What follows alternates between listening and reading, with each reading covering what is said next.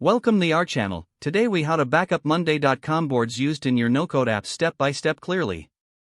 To start backing up your Monday.com boards, first, log into your Monday.com account. Navigate to the board you want to back up. Click on the three-dot menu in the upper right corner of the board. Select the More options from the drop-down menu. Choose Export Board from the list of options. A prompt will appear asking you to confirm the export. Click Export to initiate the process. Your board data will be compiled into a CSV file.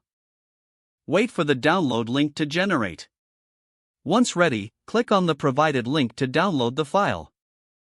Save the CSV file to a secure location on your computer. To back up multiple boards, repeat the above steps for each board individually. If you want to back up your entire workspace, consider using Monday.com's API features. Visit the Monday.com developer documentation for instructions on API access.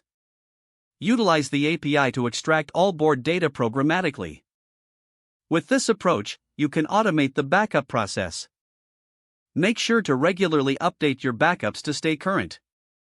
Check your saved files periodically to ensure they are intact. By following these steps, you will keep your no-code app boards securely backed up. If the page does not load, refresh the browser or try again in a private or incognito window. Make sure you are using the correct email address, then retype it carefully to avoid small typos. If your password is not accepted, use the reset option and create a new strong password you can remember. Check your spam folder for verification or security emails, then complete any requested confirmation steps. Enable two-factor authentication if available to improve account security and reduce unauthorized access risk.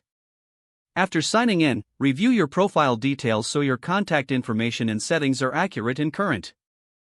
If you see an error message, note it down and try again after restarting your device and internet connection. Log out when you finish, especially on shared devices, to keep your account and payment information secure. If the page does not load, refresh the browser or try again in a private or incognito window. Don't forget to like this video and subscribe to our channel for more step-by-step tech guides.